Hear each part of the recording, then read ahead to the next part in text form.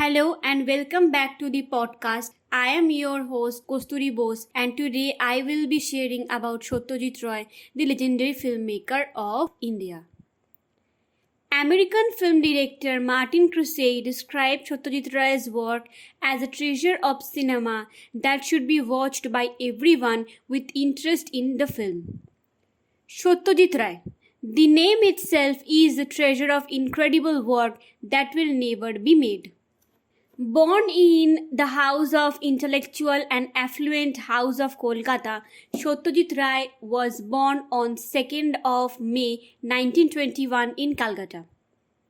His grandfather, unlike Upendra Kishore Roy, was a writer and a painter, and Satyajit Ray's father was a famous children's writer, Sukumar Roy. Sukumar Roy's mixture of the writing of comic elements with satire is present in all of these famous works such as Abol Tabol, Hojo Borola, Pagla Dashu and many more. However, unfortunately, Sukumar Roy got ill with a deathful tropical disease Kala Azar just after Satyajit Ray was born. In the year 1880, the Ray family was welcomed to Brahmo Samaj, a sect within Hindu society founded by Radha Ram Mohan Roy and later led by Devendranath Tagore, father of Rabindranath Tagore. After Sukumar Roy's death, Satyajit and his mother moved to his maternal uncle's house where his mother taught needlework to supplement the household income. Here he met Vijaya, his future wife. In 1936, after his mother's insistence, Satyajit joined the college. At the Presidency College for 2 years, he studied science. In the third year, he moved to economics as his maternal uncle promised him a job if he graduated in economics. At the cost of academics, Satyajit spent more time pursuing two of his interests, watching films and listening to Western classical music on his gramophone. In 1939, Satyajit completed his graduation and decided to study more. Even though he had formal training, he was planning to become a commercial artist. He also had a natural flair for drawing. However, his mother thought he was too young to do a job, so she suggested he should join the Shantiniketan, and after initial resistance, he agreed. In the year 1940, Satyajit joined Tagore's Vishwabharati University at Shantiniketan despite hesitation at the initial time. His desire to be a successful commercial artist, his mother's wishes, and the attraction of Tagore were too strong to ignore his dream.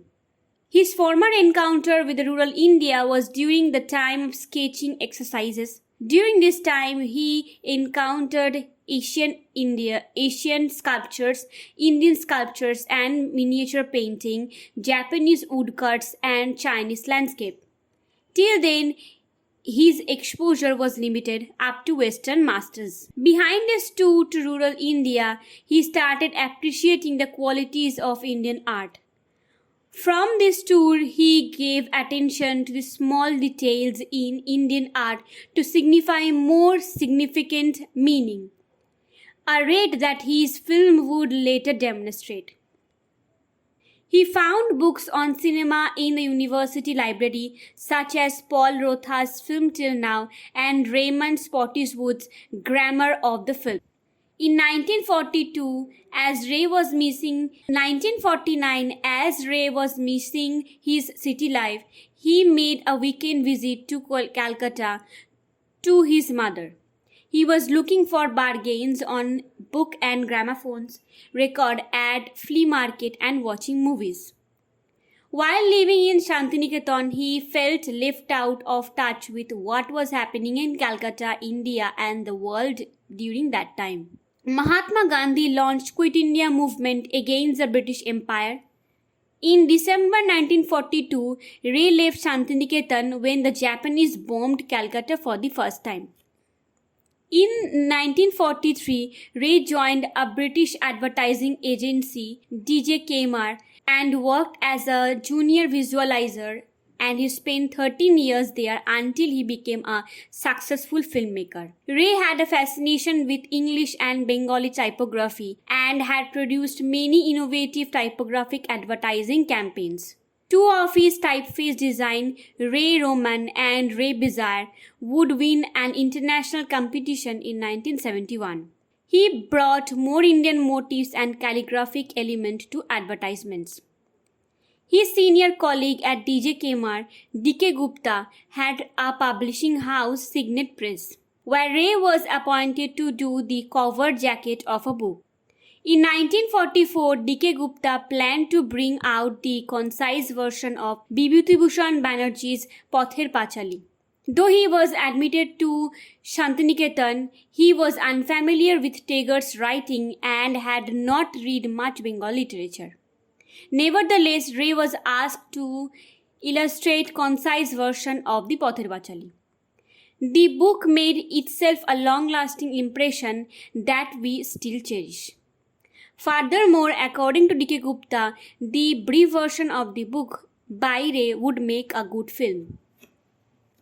His films enormously contributed to the world of cinema as his choice of subject are very different. He has explored a range of characters and situations. Many were unaware of the famous Indian cinema as they did not consider suitable film subjects in India.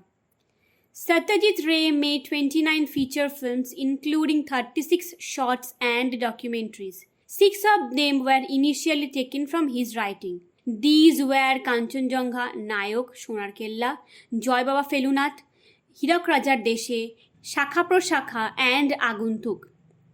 Ray always prefers realistic dialogue to sleek lines or natural speech, which we have seen in his work. His movement of the camera is always with a requirement of situation. Pather Pachali is a movie in 1955 about India's people negotiating their surrounding and cultures, followed by the trilogy Aparajito and Opu Sangsar. He won many awards starting from Dadasaheb Phalke Award in 1985 to Oscar in 1992. Throughout his career, Satyajit Ray maintained the best techniques of filming. For him, the technique is the only pure requirement in the films. He disliked the idea of a film that drew attention towards the style rather than content.